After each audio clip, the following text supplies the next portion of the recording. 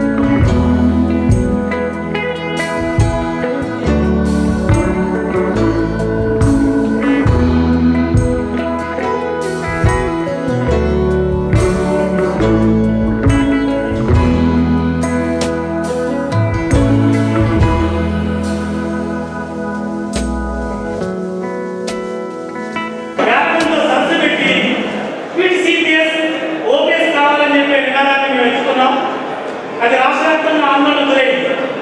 అప్పుడు సాధించినప్పుడు ఏమయ్యా నాకు పిలుస్తున్నారు, మా మీద అనుమానం ఉంది, కానీ ఆ రోజు మా ప్రభుత్వానికి మీకు తీసుకురాలేదు అని చెప్పారు. మరి ఆ రోజు తీసుకురాలేదు. ఈరోజు శాసనమండలిలో ప్రతి మాట్లాడే ప్రతి మంత్రి గారు, ప్రతి ఎమ్మెల్యే గారు, ఈరోజు ప్రభుత్వం మాటల్లో చంద్రబాబు నాయుడు గారు, పవన్ కళ్యాణ్ గారు, అలాగే లోకేష్ బాబు గారు, కూటమి ప్రభుత్వం దృశ్యంలో ఈ ప్రభుత్వం రావడంలో ఉపాధ్యాయుల కృషి అంతే ఉందని చెప్పి సందర్భంగా నేను మీకు చెప్పగలిగాను. మేము రాజకీయాలు చేసేవాళ్ళం కాదు సార్. సీరియస్గా మా జిల్లా రాజుగా, మా జిల్లా పెద్దగా సిపిఎస్ అనేది చాలా జీవనమైన సమస్య.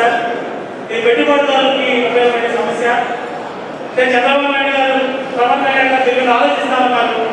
ప్రత్యామ్నాయ దాంట్లో అవుట్లెట్గా ఈరోజు చాలా మంది మన రిక్రూట్మెంట్ తగ్గిపోయే క్రమంలో చాలా కీలకమైన నిర్ణయాలు ఈరోజు చంద్రబాబు నాయుడు గారు తీసుకుంటున్నారు. విద్యారంగంలో బదిలీకి యాక్ట్ తీసుకొచ్చారు, ప్రమోషన్కి సిస్టమేటిక్ తీసుకొస్తున్నారు.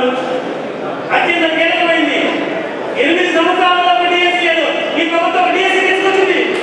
మేము అన్ని చదువుతున్నాం ఈ సందర్భంగా. అయితే ఈ డిఎస్సీ నెక్స్ట్ జూన్ పెడుతున్నారు. ఈరోజు విద్యారంగం ఇబ్బందిగా ఉంటే విద్యావంతులు లేమని చెప్పి మేము కోరాము. చివరిగా మిమ్మల్ని మీ నుంచి మా జిల్లావాసిగా ప్రభుత్వ పెద్దలు మేము కోరేది ఏంటంటే సిపిఎస్ రద్దు కోసం చంద్రబాబు నాయుడు గారితో మాట్లాడే ధైర్యం మీకుంది, చంద్రబాబు నాయుడు గారు పంపించే పరిస్థితి మీకుంది. అక్కడ ఉండే నిర్దిష్ట పరిస్థితుల్లో సిపిఎస్ రద్దు కోసం మీరు మన ప్రకాశంలో ఉపాధ్యాయుల పక్షాన, రాష్ట్రంలో సిపిఎస్ రద్దు కోరే వచ్చే ఉపాధ్యాయుల పక్షాన మీరు మా వైపు నిలబడాలని చెప్పి ఈ మహాసభ సందర్భంగా మిమ్మల్ని నేను కోరుతున్నాను సార్. యూటీఎఫ్ ఆధ్వర్యంలో రాత్రిగా ధర్నాలు జరుగుతున్నాయి. ఆ సందర్భంగా మనం ఉపాధ్యాయులుగా మనం చేసినటువంటి ధర్మాలు ప్రధానమైంది. సిపిఎస్ని ప్రభుత్వం తీసుకొస్తున్నటువంటి సిపిఎస్ని వ్యతిరేకించడం. 2 పిఆర్సీ గత 5 సంవత్సరాల నుండి పిఆర్సీ లేదు, ఇవ్వాల్సినటువంటి డిఏ లేవు.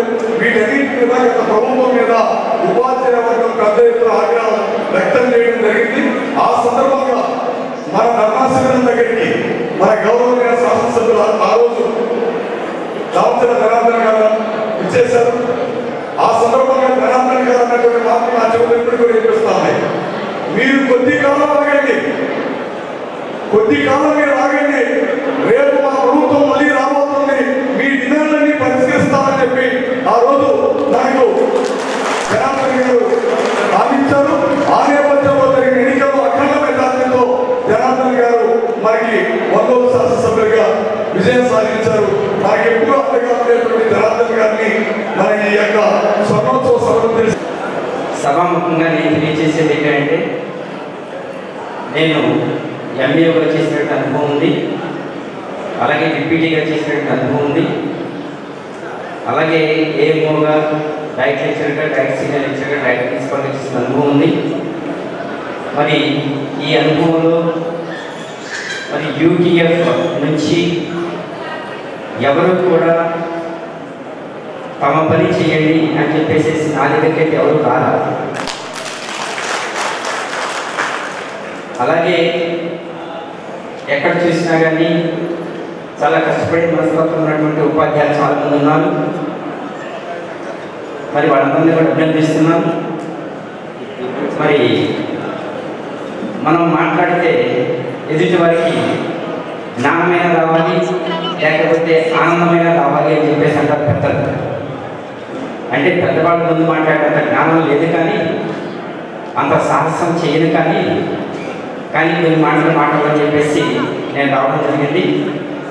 మరి ఈరోజు ఎంతోమంది ఈరోజు చదువుకోవడానికి గుర్తులోకి వస్తున్నారు. అంటే ఆ కింద బేస్ మీరు చేసిన ఉపాధ్యాయ వృత్తుల వల్ల ఎంతోమందిని తీర్చిదిద్దే పరిస్థితులు మనం చూస్తున్నామని చెప్పి కూడా నేను తెలియజేస్తాను. అలాంటి ఉపాధ్యాయులు ఈరోజు ఉండే పరిస్థితులు మనం ఒకసారి మనం ఆలోచించుకోవాల్సిన విషయాలు ఉన్నాయి. ఈరోజు అప్పుడుండే పరిస్థితుల్లో 14-15లో అనేక ఇబ్బందులు ఉన్నాయి. ప్రభుత్వంలో కూడా ఉన్నా కూడా ఒక సమర్థవంతమైన నాయకుల పరిపాలనలో ఆ రోజు ఏదైతే కూడా ఆ రోజు డిస్ట్రిక్ట్ 42% ఆ రోజు చంద్రబాబు నాయుడు గారు ఇచ్చారు. మీకు మళ్ళా 1వ తారీఖు అమ్మగానే మీరు జీతాలు ఇచ్చారు. ఎక్కడ కూడా 4వ తారీఖు అయితే కూడా కుటుంబం మీదకి వచ్చేవారు. తర్వాత మన గవర్నమెంట్లో 15 రోజులకి 20 రోజులకి వస్తున్నా కూడా ఒక వచ్చేది లేదు. బయటికి రాకుండా ఉండే అంత బెదరగొట్టే పరిస్థితులు ఆ రోజు కూడా చూసాము. ఆ విధంగా 14-19లో అన్నీ కూడా టీచర్స్కి సంబంధించి ఏదైతే ఉన్నాయో ఉపాధ్యాయులకు సంబంధించి అన్నీ కూడా ప్రభుత్వంలో చేయడం జరిగిందని చెప్పి కూడా మీకు గుర్తు చేస్తున్నాను. మీకుండే బెనిఫిట్స్ కానీ ఆ తర్వాత మీకుండే స్కూల్స్కి దగ్గర మనకి ఎడ్యుకేషన్ దానికి 80,000 కోట్ల రూపాయల పైన ఆ రోజు ప్రభుత్వం కూడా ఖర్చు పెట్టడం జరిగింది. క్లాస్ రూమ్స్ డెవలప్మెంట్ కానీ, స్కూల్స్ డెవలప్మెంట్ కానీ, డిజిటల్ క్లాసెస్ కానీ, అదేవిధంగా ఎన్నో కార్యక్రమాలు కూడా ఆ 5 సంవత్సరాల్లో మనం ఉండే టైంలో మనం చేశారు. ఆ తర్వాత ఏమైందనేది మీకు అందరికీ కూడా తెలుసు.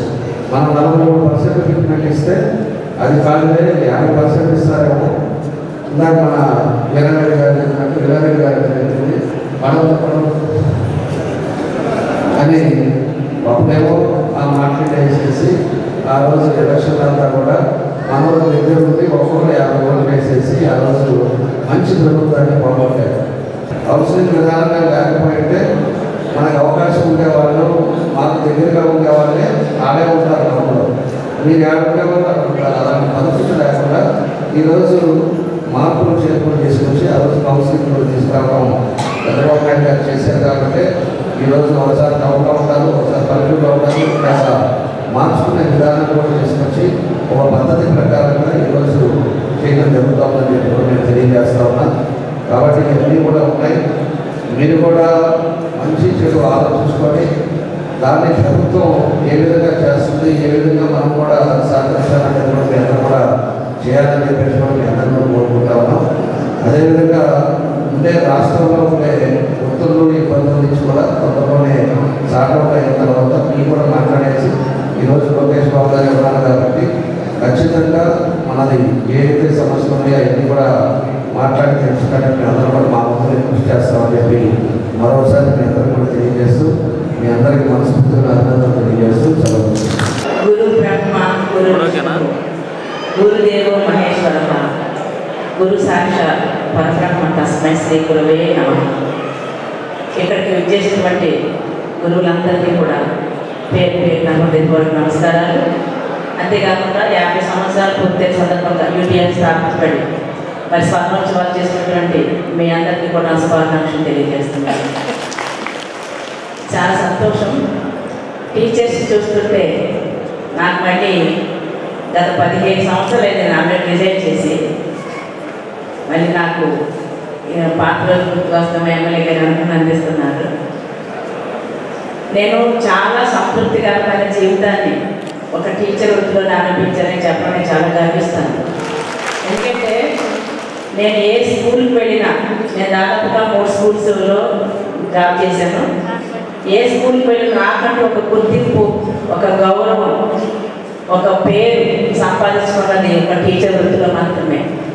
ఇంతవరకు టీచర్స్ అందరూ అంటే మా పెద్దలు మరి మీకోసం అంటే మన కోసం కృషి చేసి పోరాటపడి మన లక్ష్మీ గారు కానివ్వండి, వెంకటరామరెడ్డి గారు ఇలా అందరి గురించి మాట్లాడుతున్నారు. అంటే మన సమస్యల గురించి వారి చివరికి వారి జీవితాన్ని కూడా, సొంత జీవితాన్ని కూడా కోల్పోయిన వారు ఎంతోమంది ఉన్నారు.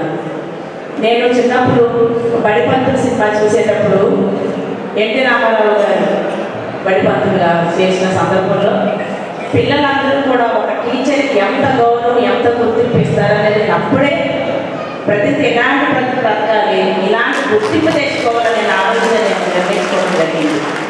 స్వర్ణోత్సవాలు జరుపుకుంటున్న ఉపాధ్యాయ మిత్రులు, యూటీఎఫ్ మిత్రులందరికీ కూడా శుభాకాంక్షలు తెలియజేస్తూ మరి ఈరోజు మీ ముందు నేను మాట్లాడడం చాలా ఆనందంగా ఉంది. ఎందుకంటే నేను కూడా ఒక స్కూల్ అసిస్టెంట్గా నా ఉద్యోగ జీవితాన్ని ప్రారంభించి ఆ తర్వాత జూనియర్ లెక్చరర్గా, డిగ్రీ కాలేజీలో లెక్చరర్గా పనిచేసి గ్రూప్ 1 సర్వీస్లో నేను ఇలా మళ్ళీ కమిషనర్గా రావడం జరిగింది. చాలా ఏళ్ళు నాకు ఉపాధ్యాయ మిత్రులతో అనుబంధం ఉంది. కాబట్టి ఈ కార్యక్రమానికి పెద్దలు పిలిచిన వెంటనే నేను అంగీకరించి రావడం జరిగింది. మరి ఇక్కడ ఉపాధ్యాయులకు సంబంధించి నేను కొన్ని ముఖ్య సూచనలు చేయదలుచుకున్నాను. ఉపాధ్యాయులు స్కూల్లో బోధించే వాళ్ళని ఉపాధ్యాయులని, కాలేజీలో బోధించే వాళ్ళని లెక్చరర్స్ లేదా ఉపన్యాసకులని, యూనివర్సిటీలో బోధించే వాళ్ళని ఆచార్యులని అంటారు. ఇక్కడ మనము స్కూళ్ళలో పనిచేసేటువంటి ఉపాధ్యాయ అనే పదం ఎందుకు వచ్చింది అంటే, వేదాలలో ఉపనిషత్ అనే పదం. ఉపనిషత్ అంటే సమీపంలో లేదా దగ్గరగా కూర్చుంట, సమీపంలో ఉండి నేర్పించేటప్పుడు ఉపనిషత్తులు అనేది క్రమం. ఉపాధ్యాయుని యొక్క పాత్రలో ఎందుకు ఆ పేరు ఉపాధ్యాయుని పెట్టారంటే, స్కూల్లో టీచర్లకు టీచర్ స్టూడెంట్ రేషియో కూడా 1:20, 25 మనకు ఎందుకు పెడతారంటే, ఉపాధ్యాయుడు అంటే ఉప అధ్యాయుడు, సమీపంలో ఉండి నేర్పించేవాడు. అందుకనే ఉపాధ్యాయుడు అనే పదం వచ్చింది. పిల్లలకి దగ్గరగా ఉండి వాళ్ళు తప్పులు ఏమైనా చేస్తే సవరిస్తూ ఆ 20 మందిని మనం చాలా కేర్గా ఉంటూ వాళ్ళకి నేర్పిస్తారు కాబట్టి ఉపాధ్యాయుడు.